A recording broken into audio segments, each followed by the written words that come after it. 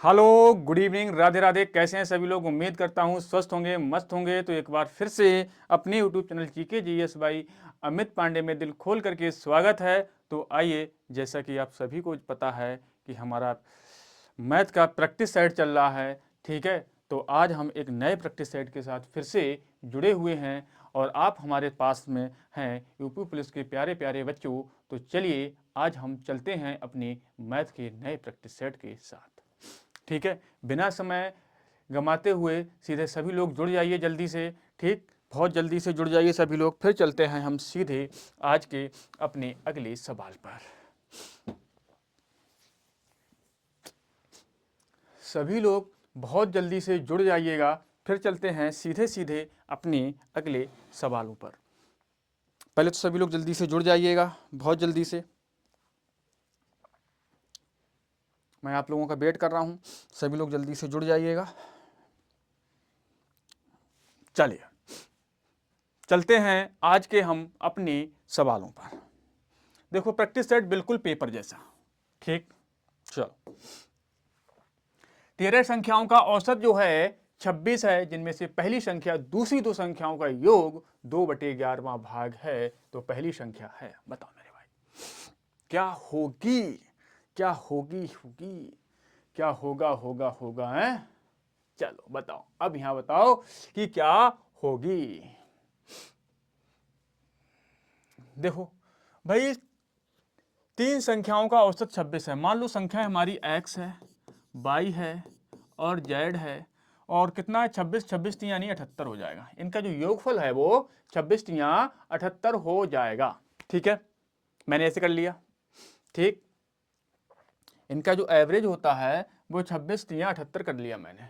अब देखो, यहां ये कह रहा है कि पहली संख्या जो है दूसरी दो संख्याओं का योग का 2/11 है। इसका मतलब ये हुआ कि x बराबर y प्लस जेड और कितना है? 2/11वां भाग है। इसका मतलब है कि 2/11, ठीक। इसको इधर ले आओ तो ये हो जाएगा 11 x बराबर 2 इंटू बाई प्लस में जेड। और हमको बाई प्लस, हमको क्या चाहिए? पहली संख्या, तो यानी x की वैल्यू चाहिए।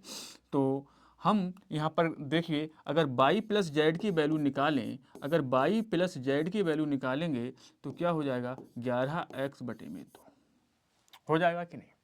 बस वो वैल्यू यहाँ पर पुट कर दीजिए, x की वैल्यू यहाँ पर मिल जाएगी। x प्लस क्या, बाई प्लस जेड की वैल्यू क्या है? 11x/2 और बराबर में 78। यहाँ करिए 2x, ठीक। कितना हो जाएगा? 2x प्लस में 11x और ये जो 2 है उठ करके कहाँ आ जाएगा? इधर आ जाएगा 78 गुणा में 2, ठीक। तो 11 और 2 कितना हो जाएगा? 13x हो जाएगा मेरे भाई। 13x बराबर 78 गुणा में 2। 13 एकम 13, 13 छक 78 और 6 दूनी 12, x बराबर 12 आ गया। x की जो वैल्यू आई वो कितनी आ गई? 12 हो गई। कौन सा आंसर जो है हमारा? D will be the right answer, ठीक है। डी जो है हमारा बिल्कुल सही और सटीक आंसर हो जाएगा। ये क्या चीज है?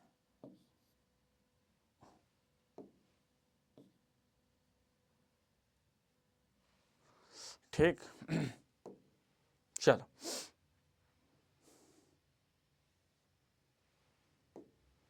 चलते हैं आज के अपने अगले सवाल पर। आज का हमारा अगला सवाल क्या है कि 5 क्रमागत विषम संख्याओं का औसत 75 है। निम्न में से किस संख्या को जोड़ने पर औसत 76 हो जाएगा? बताओ भाई।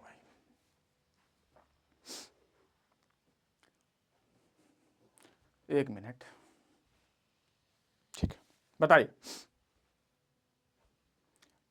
5 क्रमागत संख्याओं का औसत 75 है। निम्न में से किस संख्या को जोड़ने पर औसत 76 हो जाएगा? देखो मेरे भाई, यदि ऐसा सवाल कभी आ जाए तो वैसे कायदे के अनुसार तो ये करना है हमको। देखो, तरीका तो वैसे ये है। देखो, औसत जो है 5 संख्या, ठीक है। औसत कितने यूनिट का है ये? 5 यूनिट का जो औसत है वो कितना है? 75 है। ठीक है, इनका योग कितना हो जाएगा? 5 यूनिट का योग सम जो हो जाएगा इनका वो कितना हो जाएगा? 75 गुणा में 5, ऐसा करना है। ठीक है, इनको करो 55 25 और 5 55 25 5 सत्ते 35 और 2 37 यानी 375 हो गया। ठीक, अभी मैं आपको बता रहा हूँ शॉर्ट तरीका। अब क्या है कि निम्न में से किस संख्या को जोड़ें? अब अगली संख्या जोड़ेंगे तो औसत कितना हो जाएगा? 76। तो अब देखो 6 यूनिट का जो औसत है वो कितना हो जाएगा? 76 हो जाएगा। ठीक है, तो इनका योग कितना हो जाएगा?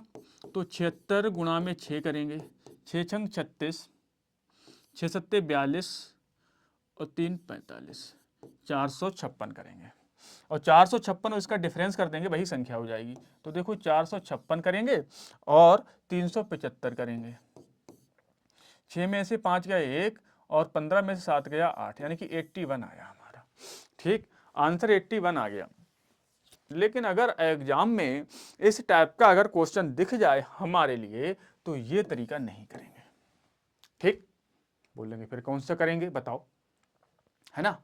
अब यहां पर थोड़ा सा ध्यान दीजिए, ये तरीका नहीं करेंगे। चलो इसको मिटा दो, ये तरीका हमारा फ्लॉप, इसको नहीं करना है। हमें करेंगे क्या, उसको देखो आप। देखो करना क्या है, देखो भाई साहब यहां 75 है। ठीक, कितनी संख्याओं का यूनिट है? 5 का। अब अगला कितना? 6 संख्याओं का हमको कितना चाहिए? 76 चाहिए। ठीक है भाई साहब, यहाँ 75 और 76 में कितना कम है ये मुझे बताओ। यहाँ 1 कम हो रहा है और कितनी संख्याओं पर? 5 संख्याओं पे। तो 5 तो हमें ये चाहिए, यहाँ चाहिए कि नहीं? और 76वीं संख्या ये चाहिए हमको। तो 76 में 5 जोड़ दो, बस 76 में 5 जोड़ दोगे 81 आ जाएगा। यही तो आंसर आया था। आया समझ में सभी के? बताइए। अरे यही तो आंसर आया था हमारा, बस कुछ नहीं करना था हमें। 81। यदि 1180 की राशि ए बी में जानी है, क्या जानी है? ए बी के हिस्से का और सी में इस प्रकार बांटी 2 गुना, बी के हिस्से का 5 गुना और सी के हिस्से का 7 गुना बराबर है, तो ए का हिस्सा क्या होगा? भाई यहाँ पे बी जानी, क्या लिखा है मेरे भाई? लिख दो।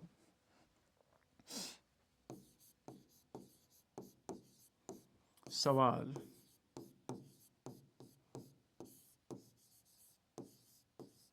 गलत है, आगे बढ़ जाओ। किसी बैग में सफेद और लाल कंचे 3:5 के अनुपात में हैं। अगर लाल कंचों की संख्या 150 है तो सफेद कंचों की संख्या कितनी होगी? देखो ये व्हाइट कलर है, ये रेड कलर है, 3 और रेशियो 5 में है। ठीक है, और मेरे पास कैसे हैं? रेड कलर के सिक्के 150 हैं और रेड कलर कितने? 5 यूनिट है। तो देखो 5 यूनिट की वैल्यू 150 है, तो 3 यूनिट की वैल्यू कितनी होगी? 1 यूनिट की वैल्यू 150 और बटे में 5 और गुना में हमको, ठीक है, ये 1 यूनिट की वैल्यू 5 3 या 15, 1 यूनिट की वैल्यू हमारी 30 आ गई। हमको चाहिए 3 यूनिट की वैल्यू। जब 3 यूनिट की वैल्यू चाहिए तो 30 गुणा में 3 बराबर में 90 यूनिट वैल्यू आ जाएगी। सॉरी 90 कंचे आ जाएंगे। कितने हो जाएंगे? 90 कंचे हो जाएंगे। ठीक है, बताओ समझ में आ रहा है सभी के लिए? बताइए। चलिए यहाँ डाल दो।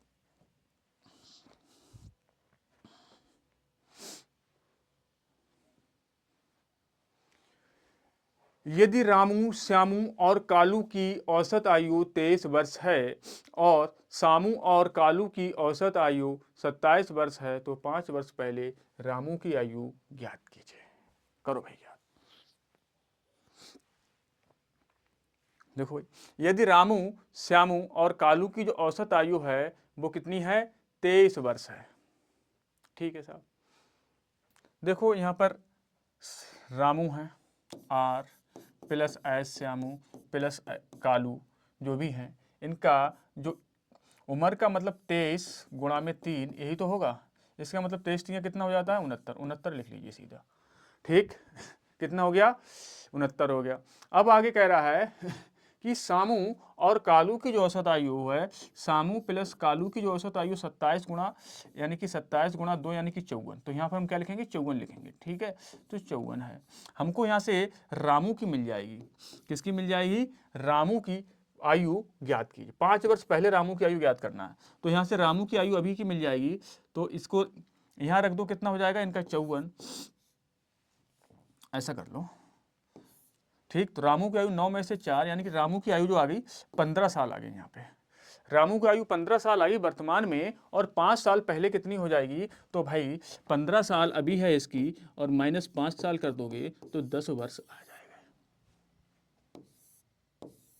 कितना, 10 वर्ष जो है रामू की आयु 10 वर्ष हो जाएगी। बताइए बात सही है। चलिए इस सवाल का जवाब दीजिए। इस सवाल का जवाब आप लोग देंगे, बताइए।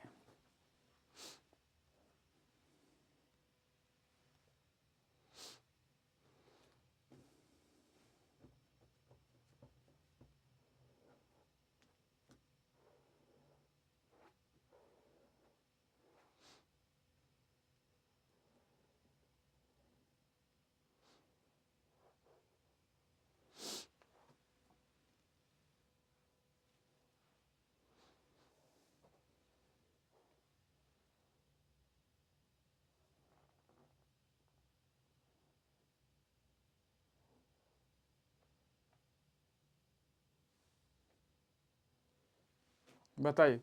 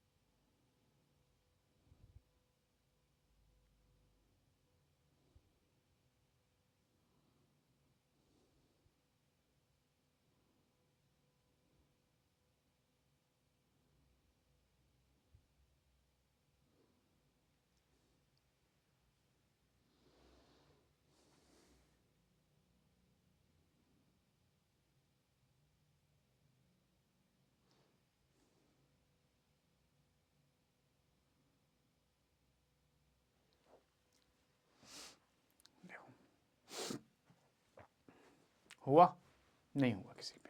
देखो ए और बी की आयु का अनुपात 3:5 है। ठीक है, आय मान लो, यहाँ पर हमने इसकी आय मानी ए मान ले रहे हैं, या एक्स मान लो। आय हमने क्या मान ली, इसकी आय जो है हमने एक्स मानी।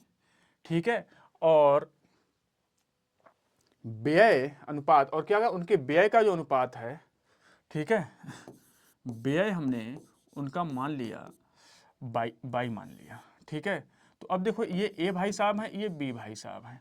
अगर इनकी ए की आय अगर 3x है, ठीक है, तो बी की आय कितनी हो जाएगी, बी की आय कितनी हो जाएगी बताओ 5x।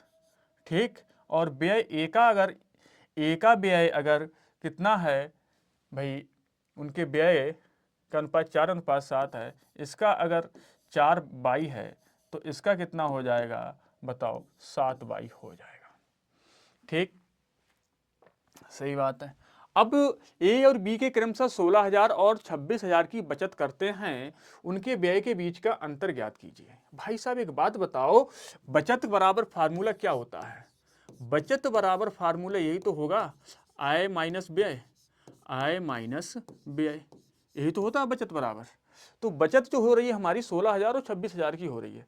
तो इसको एक बात बताओ, मान लीजिए ये ए भाई साहब हैं, ए का ही देख लीजिए, ए कितना बचा रहे हैं, देखो 3x माइनस 4/2। ठीक, 3x माइनस 4/2, और बराबर कितना बचा रहे हैं, ये 16,000 रुपये बचा रहे हैं। ठीक है, 16,000, 16,000 लिख लो। अच्छा बी भाई साहब कितना बचा रहे हैं, देखो 5x माइनस 7 खर्च करने के बाद में ये 26,000 बचा रहे हैं। बचा रहे हैं कि नहीं, बताओ। अब ये हमारी समीकरण का रूप बन गया, बताइए, ये हमारी समीकरण का रूप बन गया। अब यहाँ देखो कुछ आगे पीछे कुछ कटरा वटरा नहीं, कटरा वटरा, ठीक। इसको क्या करें हम, देखो इसको हमको क्या करना है भाई, 3 से यहाँ भाई क्या करें, एक चीज़ तो बराबर करनी है हमको, एक चीज़ हमको बराबर करनी ही है। और हमको क्या चाहिए, किसकी वैल्यू, बाई की वैल्यू चाहिए थी। तो हम क्या करें बताओ भाई, यहाँ 5 से गुणा कर दें और यहाँ 3 से गुणा कर दें, ठीक। जैसे ही मैंने यहाँ 5 और 3 से गुणा करता हूँ तो ये हो जाएगा हमारे पास 15x माइनस 20y, ठीक, 20y बराबर, और ये 16 पंजे 80,000, ठीक, 16 पंजे 80,000, थोड़ा थोड़ा नज़दीक लिख लो। 15x माइनस 5 चौके 20y बराबर 16 पंजे 80,000, ठीक है। ये हो जाएगा मेरे पास 15x माइनस 21y, ठीक है, कितना हो जाएगा 21y बराबर 26 तिया 78,000। भाई घटाने पर क्या होता है, ये काट देते हैं, साइन भी चेंज हो जाती है, ये कट गया, 21 में से 20 जाएगा 1 बाई बराबर कितना आ गया, यहाँ 78, 80 में से 78 जाएगा तो 2000, ठीक। बाई की वैल्यू यहाँ पर 2000 आ गई, ठीक है। बाई की वैल्यू हमने यहाँ पर 2000 निकाल ली, और हमसे पूछ क्या रहा है, इनके बीच व्यय का अंतर बताइए। तो 1 बाई की वैल्यू है 2000, और यहाँ अंतर इनका कितने यूनिट का है, भाई 4 और 7 का व्यय है इनका, 4 और 7 का व्यय है, तो व्यय का अनुपात जो है इनका 4 और 7 का है, ठीक। तो कितने का, 3 का अंतर है, 3 यूनिट का। 1 यूनिट की वैल्यू आ गई हमारी 2000, तो 3 यूनिट की वैल्यू कितनी आ जाएगी, 3 बाई की बराबर कितनी हो जाएगी, 2000 गुणा में 3, भाई साहब 6000 इनका आंसर हो जाएगा, ठीक है। कितना हो गया, 6000 रुपए, बिल्कुल सही आंसर हो जाएगा, ठीक। उनकी जो व्यय के बीच का अंतर है वो 6000 रुपए है, ठीक है। चलो मेरे भाई,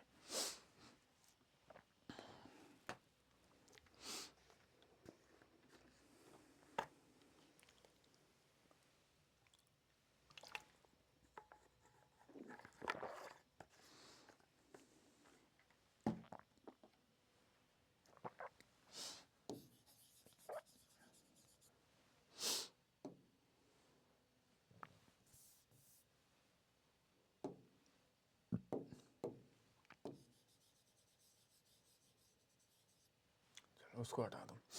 हाँ, अब देखो, दो संख्याएं किसी तीसरी संख्या से 40% और 80% कम है, दूसरी संख्या को कितने प्रतिशत तक को बढ़ाया जा कि यह पहली संख्या के बराबर हो जाए। बताओ मेरे भाई, पहली संख्या के बराबर हो जाए।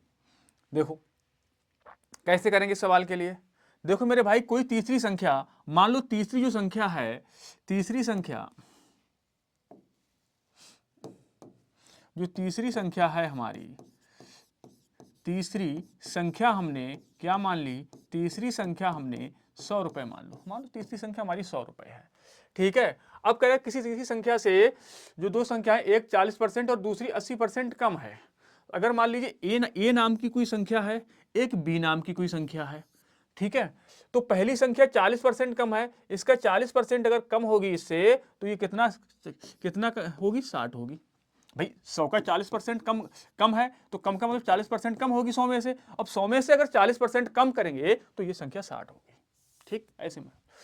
दूसरी 80% कम है, अब जो 80% कम होगी, तो एक बात बताइए, 100 का 80% 80 होगा, तो कितना कम हो गया बताइए, 80 रुपए कम होगी। तो 100 में से 80 कम होगी, तो ये संख्या हमारी 20 होगी कि नहीं होगी, ठीक है। अब मुझे बताइए, वो कह रहा है कि संख्या का कितने प्रतिशत तक बढ़ाया जाए कि भाई पहली संख्या के बराबर हो जाए। अब इसको कितना बढ़ाया जाए कि वो पहली संख्या के बराबर हो जाए। अब देखो इनके दोनों के बीच का अंतर 40 आ रहा है। दोनों के बीच का अंतर कितना आ रहा है मेरे भाई? 40 आ रहा है। तो अब बताइए ये 20 का कितने परसेंट है? 40 रुपए और बढ़ाओ भाई, 40 रुपए बढ़ाना है, कितने पर बढ़ाना है? 20 रुपए पर। तो कितने परसेंटेज का हो गया? 100% गुणा कर दो, एक जीरो से एक जीरो, दो दूनी 4 और दो एकम 2, यानी कि 200% हो जाएगा। 200% उसको बढ़ा दो और तो उसके बराबर हो जाएगा। ठीक, कितना बढ़ा दोगे? 200% बढ़ा दोगे तो देखो अब 200% जैसे बढ़ाएंगे तो 40 20 60, ये भी 60 हो जाएगा कि नहीं हो जाएगा? चलिए इस सवाल का जवाब आप दीजिए। मनीष का वेतन रवि के वेतन का आधा है। रवि का वेतन मनीष के वेतन से कितने प्रतिशत अधिक है? बताओ।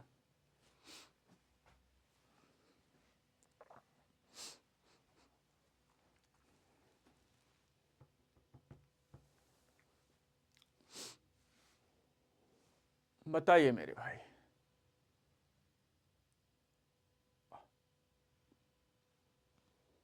देखो, मनीष का वेतन रवि के वेतन का आधा है और रवि का वेतन मनीष के वेतन से कितने प्रतिशत अधिक है? देखो, मान लो मनीष का वेतन, अगर देखो ये मनीष भाई साहब है, ठीक, यहाँ मनीष है और इधर रवि है, ठीक है।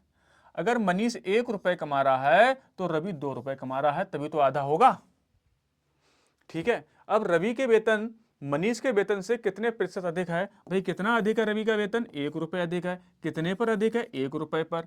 तो भाई कितने प्रतिशत अधिक है? 1 रुपए पर 1 रुपए अधिक है, गुणा में 100% करेंगे तो मेरे भाई 1 से 1 कट जाएगा, क्या बचेगा? 100% आंसर आ जाएगा। कितना आ जाएगा? 100% आंसर हो जाएगा। बताइए सभी को सवाल समझ में आया?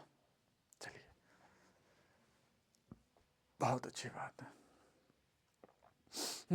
आप लोगों से बार बार वही कहना है कि अगर इस चैनल पर नए हैं तो इसके लिए लाइक सब्सक्राइब जरूर कर दीजिएगा और अपने मित्रों में साझा जरूर कर दीजिएगा, ठीक है। यही आपसे हमारा बार बार विनती रहती है, यही हमारा लास्ट मंतव्य भी रहता है। तो चलिए चलते हैं आज के हम अपने अगले सवाल पर। 120 प्रश्नों वाली एक परीक्षा में अनुराधा ने पहले 60 प्रश्नों में से 65% का सही उत्तर दिया। सही बात है।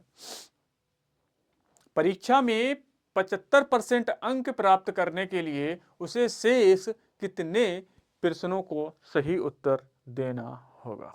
बताओ।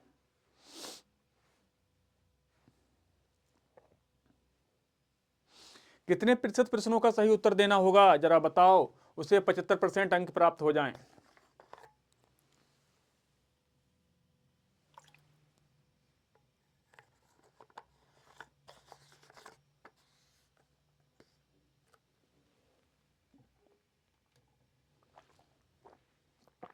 भाई देखो ये बिल्कुल आपकी सवाल से जुड़ी हुई है, आपके पेपर जैसा जुड़ा हुआ है। मान लीजिए आपने आपने क्या किया, मैथ और रीजनिंग में आपके मतलब 60 क्वेश्चन होते हैं, जैसे आधा 75 होते हैं। मान लीजिए मैथ में या रीजनिंग में 60 क्वेश्चनों में से आपने मात्र उसके 65% सॉल्व कर दिए। तो भाई देखो भाई साहब, आपने 60 प्रश्नों के 65%, भाई साहब 60 प्रश्न है, 65% सॉल्व कर दिए हैं, 65% निकाल दीजिए। एक जीरो से एक जीरो काट दीजिए, 2 3 या 6, 2 5 10, 13 और 13 3 39, ठीक, 39 आ गए। इसका मतलब ये हुआ कि आपने 39 क्वेश्चन 60 में से आपने 39 क्वेश्चन तो वो सॉल्व कर दिए। सही बात है। अब देखो यहाँ देखो 120 का हमें 75% चाहिए, तो 120 का अगर हम 75% निकालेंगे, 75% का मतलब होता है कि 25 तिया 75, 25 चौके 100, 3/4 होता है और 4 तिया 12, 4 तिया 12, 30 और 30 तिया 90। हम तुम्हें 90 क्वेश्चन सही करने हैं भाई साहब, 90 क्वेश्चन सही करने हैं और 90 क्वेश्चन में आपने 60 में से 39 तो यही सही कर पाए हो। तो अब आपके पास कितने बचे भाई साहब? 90 क्वेश्चन, 90 में से 39 आपने ये सही कर दिए, कितने बचे यहाँ पर आपके? 51 क्वेश्चन अभी आपको और करने हैं। और वो 51 क्वेश्चन कहां से करने हैं? वो अगले 60 में से करने हैं। भाई 51 क्वेश्चन जो है अगले 60 में से ही तो करने हैं। तो बताइए अगले 60 में से करने हैं, बताइए 51 क्वेश्चन करने हैं और कितने में से करने हैं, 60 में से करने हैं। बस परसेंटेज लगा दीजिए, कुछ नहीं करना। काटो भाई, 0 से 0, 2 3 या 6, 2 पंजे 10, 3 से काटो 17 बार में, 17 पंजे 85, यानी कि हमको अभी उसका 85% अंक और उसमें से 85% क्वेश्चन और सॉल्व करने होंगे।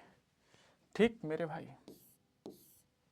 कितना हो गया, 85% इज द राइट आंसर। ठीक है, चलो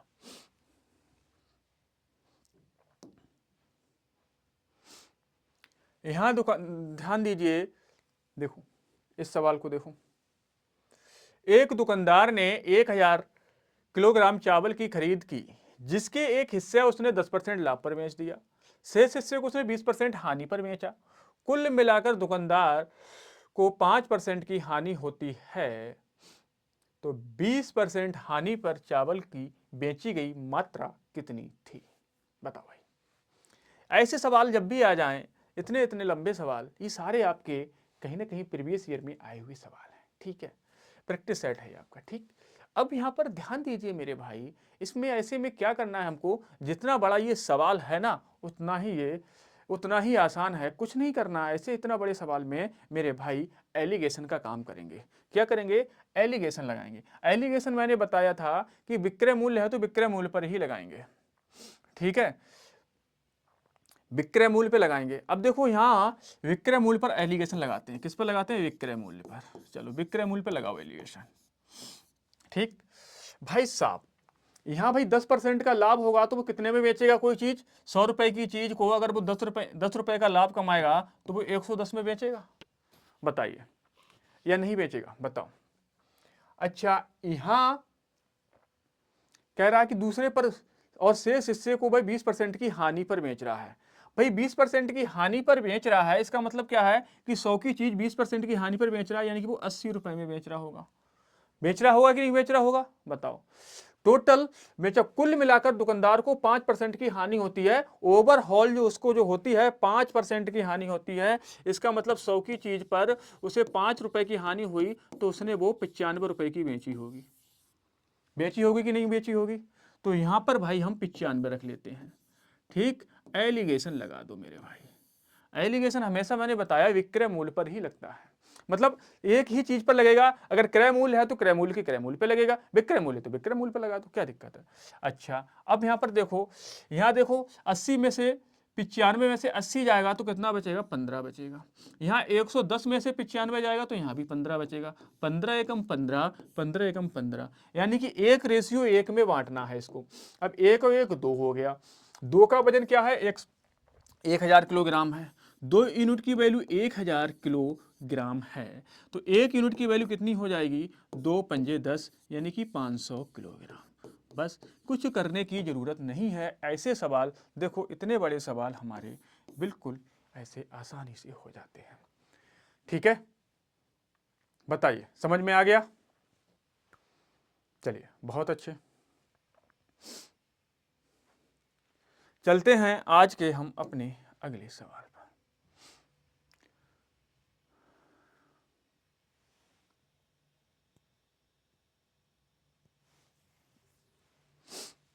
देखो, एक दुकानदार किसी वस्तु के अंकित मूल्य पर 10% की छूट देने के बाद भी वह 17% का लाभ प्राप्त करता है। यदि वह अंकित मूल्य पर 15% की छूट देता तो उसे तब उसका लाभ प्रतिशत क्या हो जाता? बताओ मेरे भाई।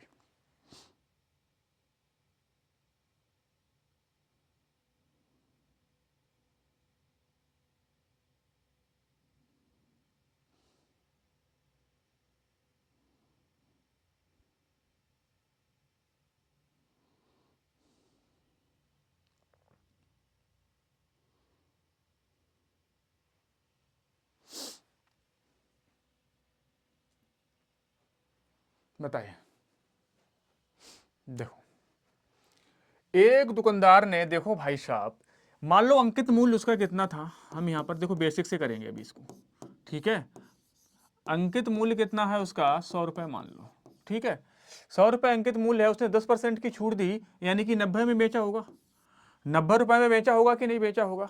अब जब 90 रुपये में बेचा होगा और उसे 17% का लाभ कमाया, अगर सीपी मेरा 100 रुपये है, सीपी भी अगर मेरा 100 रुपये है, तो ये 117% हो गया नहीं हो गया, बताओ।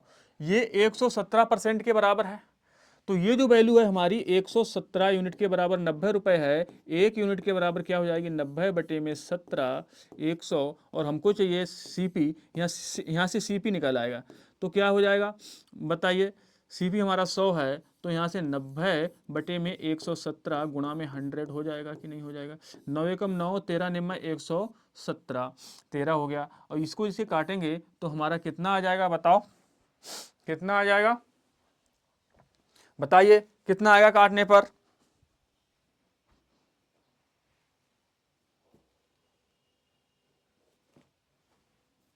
बताओ, इसको काटेंगे तो 76.92 आ जाएगा, ठीक है। इसको काटने पर सीपी हमारा यहां से देखो, सीपी हमारा कितना आ गया, यहां पर सीपी जो आ गया हमारा 76.92 रुपए आ गया। अब कह रहा है कि भाई पुनः से अगली बार फिर से अंकित मूल्य पर 15% की छूट देगा। जब 15% की छूट देगा तो वो कितने में बेचेगा, 80 रुपए पर 85 रुपए में बेचेगा। बताइए, फिर पुनः से भाई 15% की छूट देगा तो कितने में बेचेगा, बताओ। 100 रुपए है, 100 रुपए में उसने 15 रुपए की छूट दे दी, तो उसने 85 रुपए में बेचा कि नहीं बेचा। अब वो 85 रुपए में बेच दिया मेरे भाई, तो एक बात बताइए, अब उसे लाभ कितने का हुआ वो मुझसे पूछा गया है। तो तब उसका लाभ प्रतिशत क्या होगा, देखो भाई साहब, ये मेरा एसपी है, एसपी यहाँ पर कितना हो जाएगा, 85 रुपए का हो जाएगा, ठीक है। प्रॉफिट निकाल लो यहाँ से, प्रॉफिट कितना हो जाएगा, घटा दो भाई, 2 बचा, ठीक। यहाँ 9 में से 9 गया तो 0 ही बचेगा, कुछ बचे तो 10 में से 2 जाएगा तो 8 बचेगा, सॉरी 0, 8 बचा यहाँ पर, ठीक है। यहाँ कितना बचा, 4, 4 में से 6 जाएगा, 14 में से 6 घटा दो, 8 बच गया बस। तो 8.08 रुपए का प्रॉफिट होगा, ठीक है। 8.808 रुपए का प्रॉफिट होता है, और कितने पर होता है, 76 पॉइंट उस पर होता है। तो 8.08 रुपए का प्रॉफिट कितने पर हो रहा है, 76.92 पर, और गुना में हम 100% लगा देंगे, ठीक।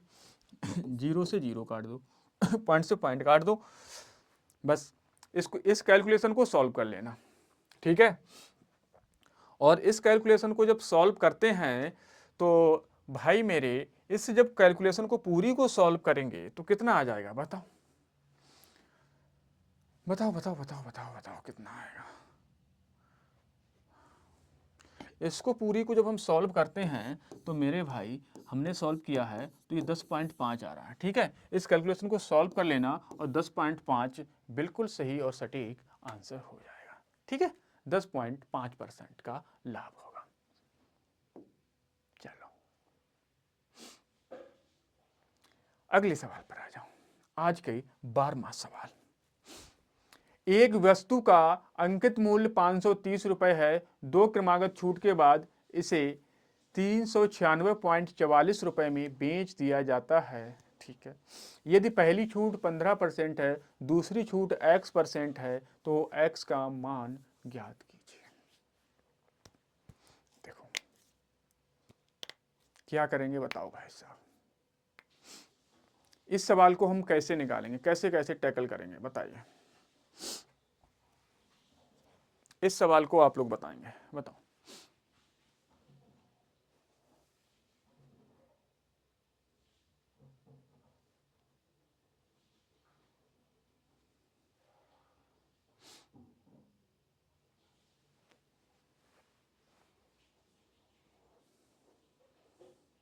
देखो भैया, 530 रुपए अंकित मूल्य था, ठीक है। अंकित मूल्य यानी कि मनी मार्केटिंग प्राइस जो है वो भाई कितना है, 530 रुपए है, और एसपी उसने बेच दी उसने कितने में, 396 रुपए में, ठीक है। 396 रुपए में बेच देता है, 396.44 में, ठीक, 0.00। उसने जो छूट दी वो कितने की दी, वो पहले यहाँ ध्यान दो। छूट दी है यहाँ पर 6, यहाँ पर 5, और यहाँ बताइए यहाँ कितना, यहाँ कितना बताओ, 3 है ना, यहाँ 3 ही तो बचेगा। वेरी गुड, बहुत अच्छे। और यहाँ कितना बताओ, यहाँ कितना, यहाँ भी 3, और यहाँ कितना 1, सही है। 133 रुपये 56 पैसे की छूट मिली है उसको, ठीक। अच्छा, 133 रुपये 56 पैसे की जब छूट मिलती है, और टोटल छूट कितने पर अब ये 133 रुपये 56 पैसे की छूट जो मिली है वो कितने परसेंट की छूट मिली है, वो जरा यहां पर देखो।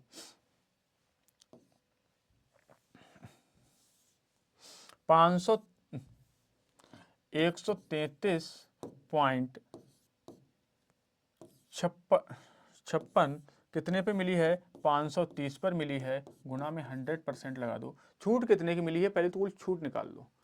भाई साहब, 0 से 0 कट गया, पॉइंट लगाया, 2 जीरो और बढ़ा लिया, यहाँ 1 जीरो से 1 जीरो और कट गया, ठीक। बताओ कितना हो गया ये, 133.56 बटे में 530 हो गया। करियो तो भाई, इसके लिए कितना आएगा बताओ।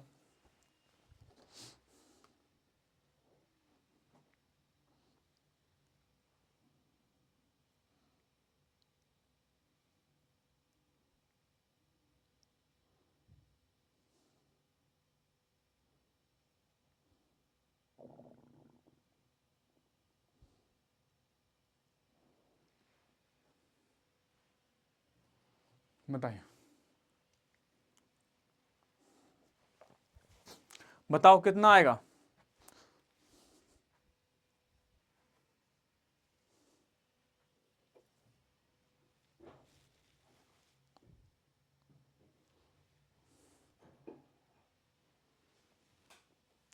भाई साहब, इसको काटते हैं तो इसको करने पर 25.2% की टोटल छूट मिली है हमको। हमको जो छूट मिली है 25.2% की छूट मिली है, ठीक। अब हमने एकल छूट का एक फार्मूला बताया था कि x plus Y minus X गुणा में वाई बटे में 100, ठीक। एक छूट हमारी 15% दी है, मान लीजिए 15 है, इसकी वैल्यू निकालनी है मुझे, -15 गुणा में बाई बटे में 100, यही तो हो जाएगा। ये माइनस का है, चलो करो भाई, क्या होगा बताइए। और इसके बराबर कितना दिया है हमारे पास, वो 25.2% दिया है, ठीक। ये है, और इसके बराबर दिया कितना है, वो 25.2% दिया है। कुछ कट रहा है, कुछ काट दो, चलो थोड़ा बहुत काट देते हैं, चलो काट दे रहे हैं। 5 तिया 15, और यहाँ 5 दूनी 10 20, और कुछ नहीं, अब नहीं कुछ कटेगा। तो अब यहाँ पर देखो, ये ऐसे हो जाएगा, इसको कर लेते हैं, 15 दूनी 30, 300 प्लस में 20 बाई माइनस ये 3 एकम 3 बाई और बटे में 20, और बराबर ये जो निकाला था हमने 25.2%, यही था। ये इसको इधर ले जाओ, इसको इधर ले जाइए भाई साहब, ये कितना हो जाएगा, 20 बाई माइनस 3 यानी कि 300 प्लस में 17 बाई बराबर 25 दूनी 20 दूनी 40 और 25 दूनी 50। बताओ कितना हो जाएगा, ये 54 हो जाएगा, 25 दूनी 50 यानी कि 504, यही होगा। बताओ, 2 जीरो 0, 2 दूनी 4, 2 पंजे 10 और 2 दूनी 4 1 5, ठीक है, 504 हो गया। अब ये 17 बाई इधर कर दो, देखो 17 बाई बराबर 504 में से 300 जाएगा तो 204 आ गया, ठीक, 204 आ गया। अब यहाँ पर देखो कितनी बार में जाएगा, बाई बराबर 204 बटे में 17, 17 एकम 17, कितना बचा, 3 34, 17 दूनी 34, 12%, ठीक है। तो दूसरी छूट जो आ गई हमारी 12% आ जाएगी, ठीक मेरे भाई। चलिए,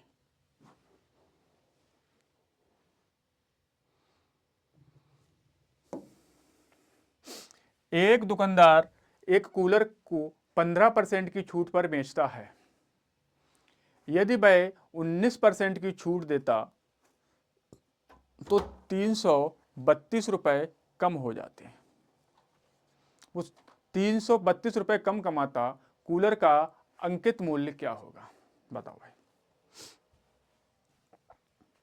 भाई साहब देखो, यहां अगर वो 15% की छूट कम देता, भाई 15% की छूट पर बेचता तो भाई बेचता है, यदि वह 19% की छूट देता तो वह 332 रुपये कम कमाता।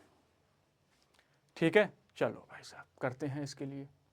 ठीक, इसके लिए हम करते हैं, देखो मेरे भाई, मान लीजिए अंकित मूल्य हमारा x रुपए है। ठीक है, अंकित मूल्य हमने x रुपए मान लिया। ठीक है, यहाँ लिख लो अंकित मूल्य। अंकित मूल्य का मतलब MP, marketing price. Marketing price हमने x माना, तो अब देखो प्रश्न अनुसार चलो, ये 15% x का, तो 15x बटे में 100, यही तो होगा 15%, माइनस 19, ये पहले 19 है तो पहले 19 लिखो, 19x बटे में 15, 19x बटे में 100, ठीक, माइनस 15, x का 15%, बट 15%, और भाई बराबर कितना मिल रहा है? 332 रुपये उसको कम मिल रहा है। x की वैल्यू निकल जाएगी यहाँ से। देखो 19 में से 15 जाएगा 4x, 4x बटे में क्या हो जाएगा? 100 हो जाएगा, बराबर में क्या है? 3200। ठीक, इसको इधर ले आओ, 4x बराबर 3002 और 2 0, 4 से काट दो, 4 अट्ठे 32, एक बचा 4 दूनी 12। ठीक है, यही आ रहा 8200।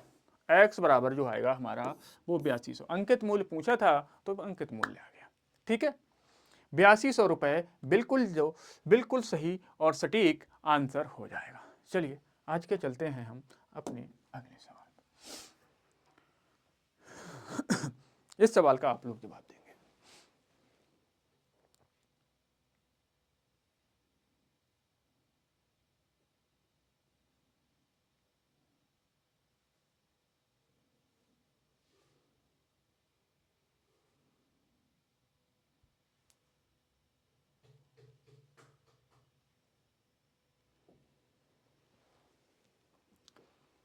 देखो, सुनीता किसी निश्चित अवधि को 20,400 प्राप्त करने के लिए 12,000 की राशि का 10% वार्षिक साधारण ब्याज निवेशित करती है। उपरोक्त राशि प्राप्त करने के लिए भाई कितने वर्ष के लिए निवेश करती है?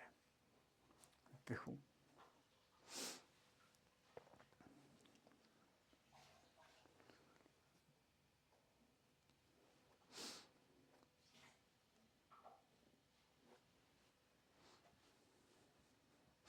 देखो भाई साहब, यहां पर a बराबर देखो 20,400 है, p बराबर वो 12,000 है, सॉरी 12,000।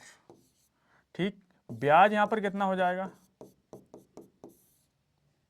बताओ भाई, 8,400। ठीक है, और ब्याज बराबर फार्मूला क्या था? 8,400 बराबर p कितना हमारा? 12,000 गुणा में 10% दर 10% गुणा हमको t चाहिए, बटे में 100, 1 0 से 1 0, 1 0 से 1 0, ठीक, 2 0 से 2 0, 12 सत्ते 84, तो t बराबर जो आ गया हमारा 7 वर्ष आ जाएगा। ठीक, बताइए सवाल समझ में आ रहे हैं? चलिए बहुत अच्छी बात है। यदि आपको सवाल समझ में आ रहे हैं, क्लास अच्छी लग रही हो तो प्लीज़ इसको लाइक शेयर जरूर कर दीजिएगा। यदि चैनल पर नए हैं तो आप इसको सब्सक्राइब भी जरूर कर लीजिएगा। ठीक है, चलिए यहाँ पर देखो, गौरव 14% वार्षिक दर से साधारण ब्याज पर संदीप से 1,500 रुपये उधार लेता है। एक वर्ष बाद ऋण चुकाने के लिए गौरव द्वारा संदीप को कितनी धनराशि देनी होगी? क्या दिक्कत है भाई?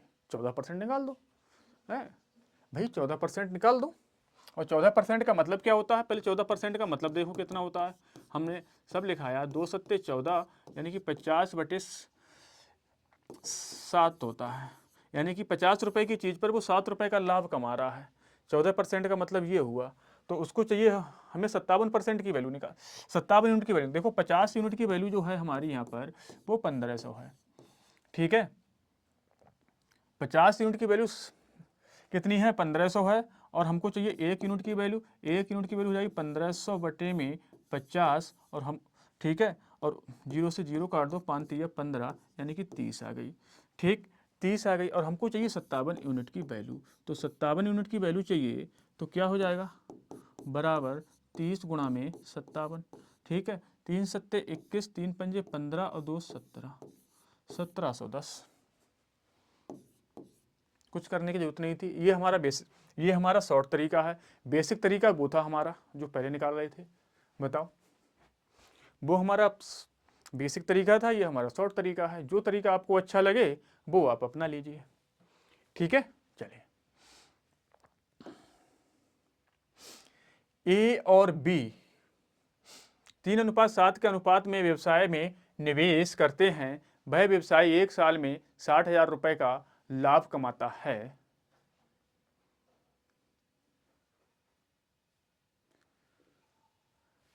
वह व्यवसाय में 1 साल में 60,000 रुपए का लाभ कमाते हैं। उन्होंने लाभ का 40% हिस्सा फिर से निवेश करने के बाद लाभ को वितरित करने का निर्णय लिया है। ए को कितना प्राप्त होगा? बताओ भाई साहब। यहाँ थोड़ी सी बात को इन्होंने घुमा दिया भाई साहब, थोड़ा सा घुमाया है, कुछ नहीं किया है।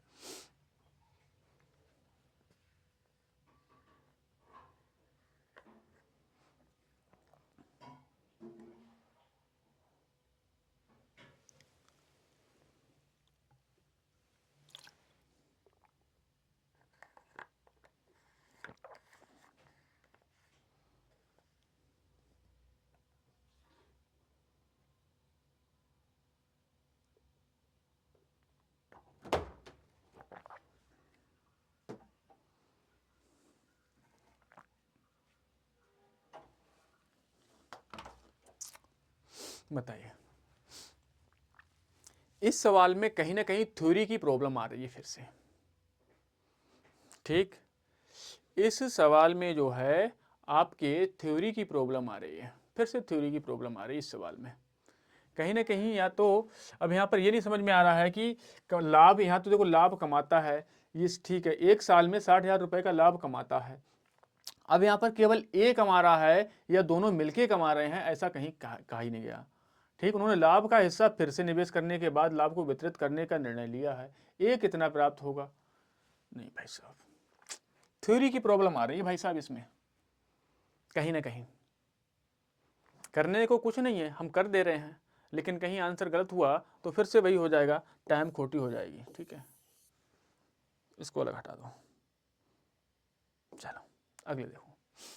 ए ने 54,000 रुपए की पूंजी के साथ व्यवसाय शुरू किया, और बी और सी क्रमशः 4 और 6 महीने के बाद, ये एक बार बार आता है ना, ये इसके चलते इसको अलग हटाओ पहले तो।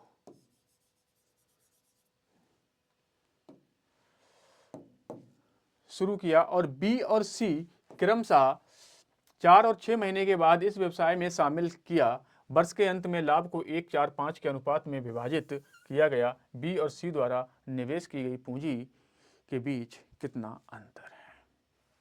देखो भाई साहब,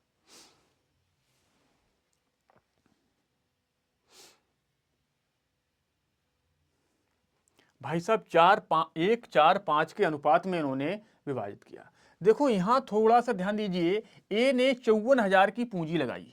ए ने जो निवेश किया है वो 54,000 का निवेश किया है। ठीक, बी ने भी मान लीजिए x रुपए का निवेश किया ही होगा। ठीक है, सी ने भी अपना कुछ निवेश किया ही होगा। ठीक, बी और सी का कोई निवेश यहां पर नहीं दिया, बाद की बात है। चलो अच्छा, अब यहां पर देखो, इसने जो पूंजी लगाई 54,000 रुपए की, बी सी की अभी कोई मतलब ही नहीं, बी सी को हटा ही दो। ठीक है, और कितने महीने के लिए लगाई? 12 महीने के लिए लगाई उसने। ठीक है, 12 महीने के लिए उसने अपनी पूंजी लगाई। भाई साहब 12 महीने के लिए उसने जब पूंजी लगाता है तो उसकी पूंजी कितनी हो गई? देखो 12 चौक 48, 12 पंजे 60 और 4 64। ठीक, इतनी हो गई उसकी पूंजी। अच्छा, अब ये जो है हमारी, ये हमारी 1 यूनिट के बराबर है। ठीक, ये जो है हमारी 1 यूनिट के बराबर आ गई। ठीक है, अच्छा, ये हमारी 1 यूनिट के बराबर आ गई। अब यहां पर देख लीजिए 4 और 5 के अनुपात में बांटा है। अच्छा, बी ने जो भी अपनी पूंजी लगाई है, बी ने अपनी जो पूंजी लगाई है वो कितने महीने के लिए लगाई है, पहले उतने महीनों का रेशियो ले लो, रेशियो निकाल लो पहले, ठीक, छोड़ो इसको, ऐसे ऐसे कर लो। यहाँ देखो ये 54,000, इसने 12 महीने के लिए, और इसने क्रमशः 4 महीने के बाद, 4 महीने के बाद का मतलब है 8 महीने, और इसने मतलब 6 महीने के बाद सी ने मतलब 6 महीने के लिए लगाया। ऐसे करो। अब इनका रेशियो ले लो, ले लो ले लो ले लो ले लो, 2 3 6, 2 चौक 8, 2 छंग 12, और कुछ कटेगा? अब नहीं कटेगा। तो अब यहां पर ध्यान दीजिए मेरे भाई साहब, अब देखो समय का रेशियो ले लिया। देखो अब यहां पर देखो 6 चौक 24, 6 पंजे 30, 6 चौक 24, 6 पंजे 30 और 2 32 और 3 0। ठीक है, ये हो गया। अच्छा, इसका जो रेशियो 4x, जो भी इसने पूंजी लगाई होगी, इसका जो होगा 3x, 3 मान लो ये पूंजी लगाई होगी इन्होंने। ठीक है, अब ये पूंजी लगाई होगी। अब यहां पर थोड़ा सा ध्यान दीजिए, ये हमारी 32,400 के बराबर है। एक यूनिट की वैल्यू जो 32,000 जो ये हमारी निकल रही है, कितनी? 3,24,000 रुपए जो है, ये हमारी 1 यूनिट के बराबर है। तो भाई साहब 4x के बराबर क्या क्या हो जाएगा बताओ? 4 यूनिट के बराबर क्या होगा, हमको ये बात करनी है, बताइए।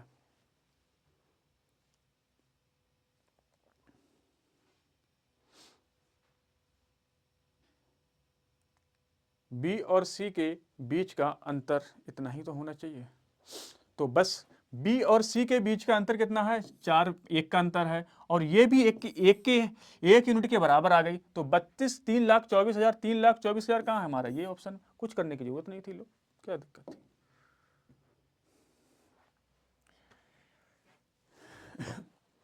1 जार में फल का रस और पानी का मिश्रण रखा है। 1 जार में फल का रस और पानी का मिश्रण रखा है, जिसका अनुपात 5:x है। जब 4 लीटर के मिश्रण में से 1 लीटर पानी मिलाया जाता है, तो फल के और रस पानी का अनुपात क्या हो का अनुपात 1:1 हो जाता है, तो x का मान क्या होगा बताओ? चलिए इस सवाल का आप लोग जवाब दीजिए, तब तक मैं थोड़ा सा चाय पी लेता हूं।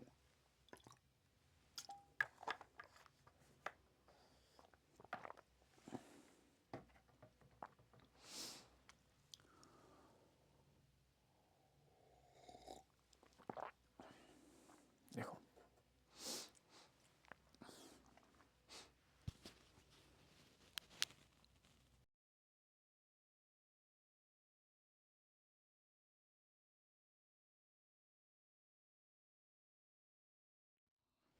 देखो क्या है? 5x, ठीक है, ये रस हो गया हमारा, और इधर पानी हो गया। ठीक है, रस 5 लीटर है तो पानी x लीटर है। सही बात है, पानी x लीटर है। जब 4 लीटर के मिश्रण में, और ये देखो 5 और x की जो 5 प्लस x बराबर जो भी है 4 लीटर है। ठीक, क्योंकि 4 लीटर का मिश्रण है दोनों। यह कह रहा है कि जब 4 लीटर के मिश्रण में 1 लीटर, अब देखो ये 5 और x को जो है 5 प्लस x बराबर यानी कि 4 लीटर है। ठीक है, तो 6 मतलब 5 प्लस x यूनिट है, उनके जो बराबर है 4 लीटर है। ठीक भाई साहब। अच्छा, जब यहाँ पर देखो 5 प्लस x बराबर 4 लीटर है, तो बताइए x का क्या मान होगा? यहाँ पर x की बात कर रहा है, बताओ क्या करना चाहिए, बताइए मुझे। उसने पानी हमारा 1 लीटर ही मिलाया है। अब देखो यहाँ पर पानी जो है, तो रस तो नहीं मिलाया है, पानी 1 लीटर मिलाया है, और ये जो है जब यहाँ 5 का है, तो ये भी हमारा कितना हो जाना चाहिए? 5, तभी तो हमारा 1:1 होगा। अब बताओ बताओ बताओ, केवल पानी इसने जो भी मिलाया है 1 लीटर ही पानी मिलाया है। अब मुझे ये इतना बता दीजिए मेरे भाई साहब, यहाँ तो 5 है, यहाँ 5 हो गया, 1 लीटर, 5 में से अगर 1 कम करेंगे तो मेरे भाई यहाँ कितना होना चाहिए, 4 होना चाहिए कि नहीं, मुझे इतना जवाब दीजिए। हैं, तो x की वैल्यू कितनी आ गई मेरे भाई, 4 आ गए, बस कुछ करने की जरूरत नहीं थी। इस सवाल पे चलिए।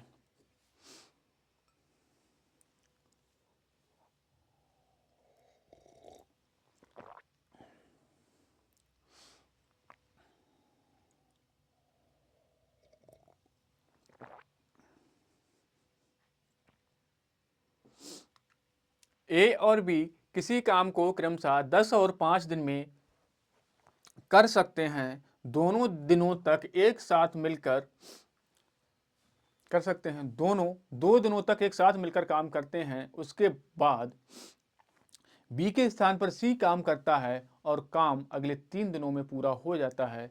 सी अकेले उस काम का 40% हिस्से कितने दिनों में पूरा कर पाएगा?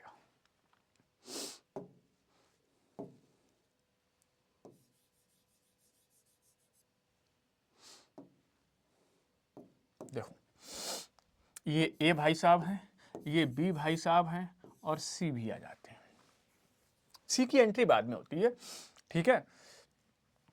ए और बी किसी काम को 10 और 5 दिन में कर सकते हैं। पहले तो ए और बी का देखो रेशियो।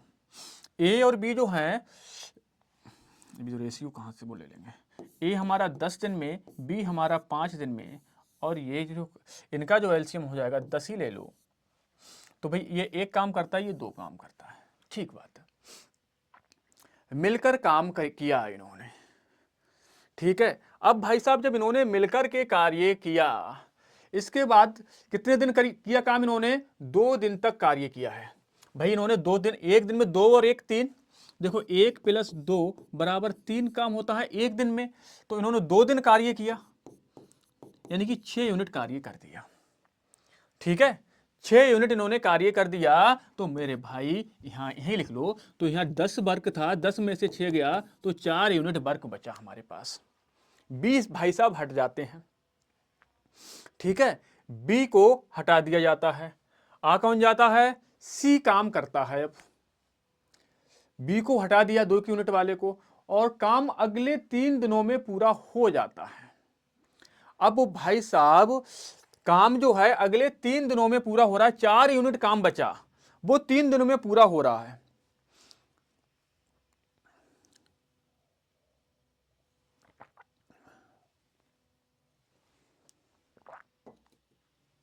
भाई साहब एक बात बताओ, ए + सी बराबर 4 यूनिट काम कर रहे हैं और वो कर रहे हैं 3 दिनों में, तो मेरे भाई एक बात बताओ, ए की क्षमता यहां पर ए है, 1 यूनिट है, तो ए ने 3 दिन में 3 यूनिट कार्य किया, प्लस सी बराबर 4, और तो सी बराबर 4 - 1, सी बराबर 1। सी ने जो है 1 दिन में, सॉरी 3 दिन में 1 यूनिट कार्य किया।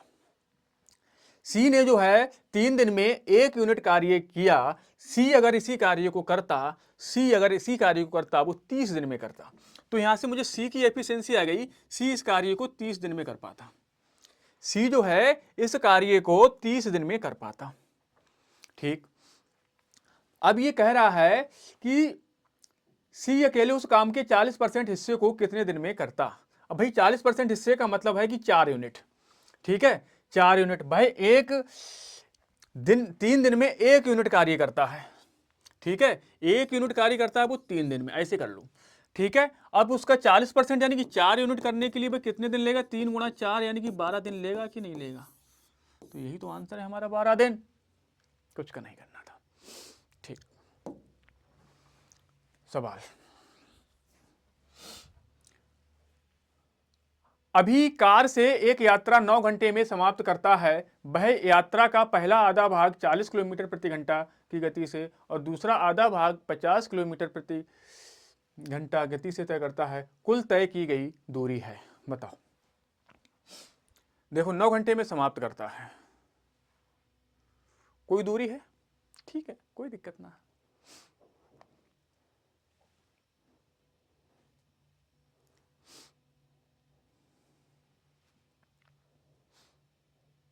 कुल तय की गई दूरी बताओ। बताओ भैया दूरी, क्या दिक्कत है? देखो दूरी मान लो 2x है, दूरी हमने 2x मान ली, ठीक है। दूरी हमने 2x मान ली, तो पहली x आधा भाग, भाई यात्रा का पहला आधा भाग 40 किलोमीटर, तो समय बराबर क्या होता है, दूरी बटे चाल, तो 40 प्लस 50 बराबर 9 घंटे लेता है, दूरी निकल जाएगी, ठीक है। यही तो होगा भाई, x और फिर से x, टोटल 9 घंटे समय ले रहा है। क्या करें, त्रिशी गुणा कर दो, और तो कुछ करने करने की जरूरत नहीं है। इनका एलसीएम ले लो। एलसीएम कितना ले सकते हैं बताओ?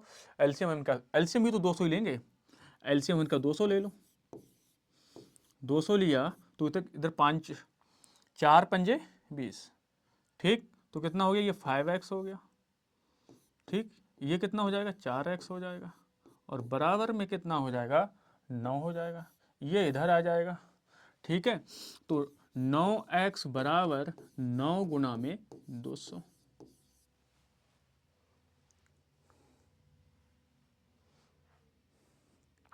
ठीक। 9 से 9 कट गया, x बराबर 200, ठीक। दूरी तो हमें चाहिए थी, दूरी हमने 2x मानी थी, तो 2 गुना में 200,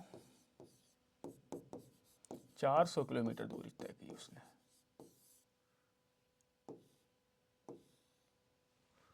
ठीक है।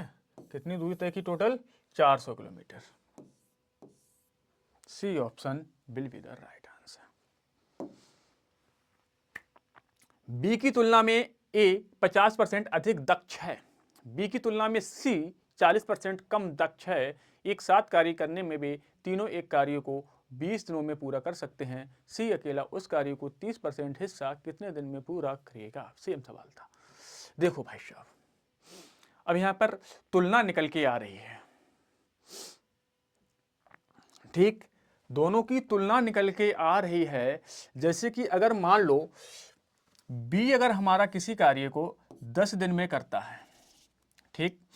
ये ए भाई साहब, ये बी भाई साहब, ये सी भाई साहब। बी किसी कार्य को 10 दिन में करेगा, तो ए इसका मतलब 15, मतलब दक्ष मतलब 15।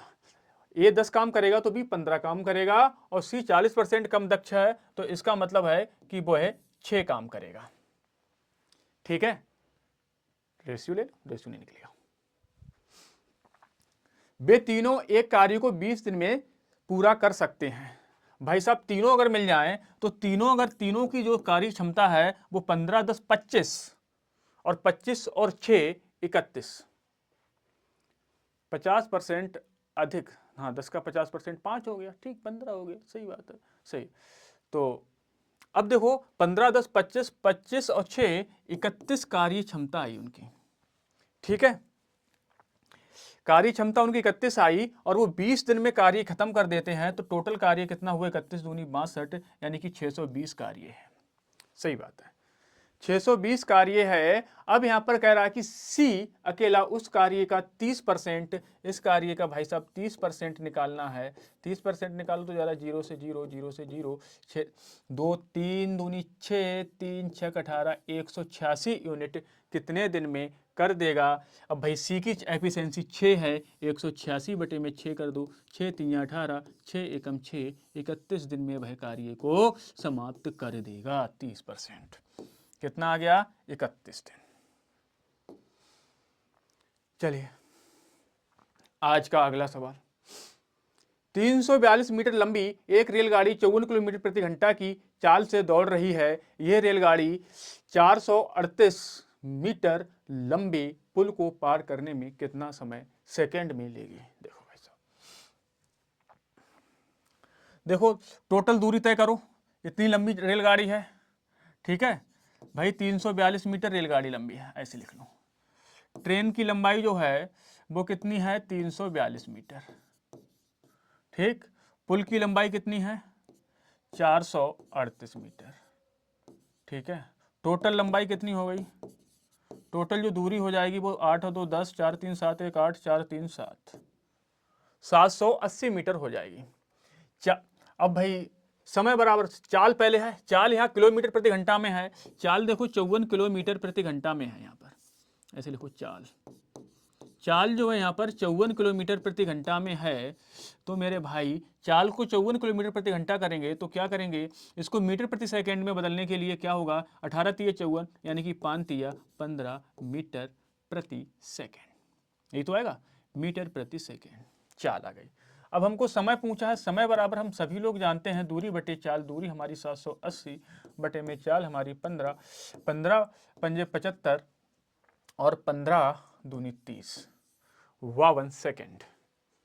तो 52 सेकेंड में वह कार्य पार कर देगी, 52 सेकेंड।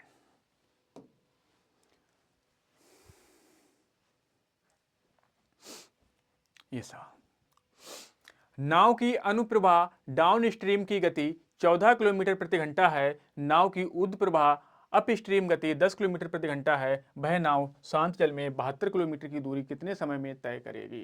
भाई साहब देखो, अनुप्रवाह का मतलब है डाउन स्ट्रीम, ठीक है, 14 किलोमीटर प्रति घंटा है। ऊर्ध्व प्रवाह का मतलब अप स्ट्रीम 10 किलोमीटर प्रति घंटा है, वह नाव शांत जल में 72 किलोमीटर प्रति घंटा की दूरी कितने समय में तय करेगी, बताइए।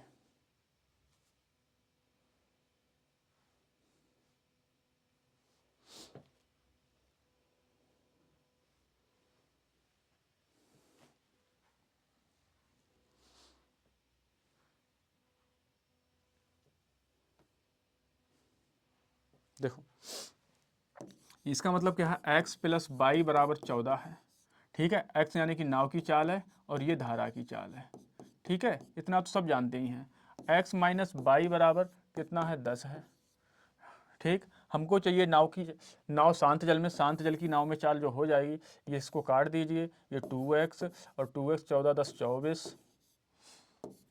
12, x बराबर 12 आ जाएगा। अब हमको क्या चाहिए, 72 किलोमीटर चलना है, ठीक है। समय बराबर देखो क्या होता है हमारा, हम सभी जानते हैं दूरी बटे में चाल, ठीक, दूरी बटे में चाल, दूरी हमारी 72 है और 72 बटे में 12, 12 छंग 72, 6 घंटे का समय लगेगा, ठीक। चलिए, फातिमा और अहमद की आयु का अनुपात 3:8 है, वर्तमान आयु का योग 44 वर्ष है, उनकी आयु में अंतर बताइए। इस सवाल का क्या करेंगे आप, कमेंट बॉक्स खुला हुआ है आपके लिए, होमवर्क में रहेगा, ठीक है। तो ये सवाल जो है आपका होमवर्क में रहेगा, कमेंट बॉक्स आपका खुला हुआ है, उसमें आप इसका आंसर देंगे। कहाँ देंगे, इसका आंसर कमेंट बॉक्स में देंगे, ठीक है। तो आज के लिए बस हम इतना ही रखते हैं, यहीं पर रखते हैं, समय भी आज ज़्यादा हो गया है, ठीक है, क्योंकि रीजनिंग की क्लास के लिए समय थोड़ा कम बच गया है आज।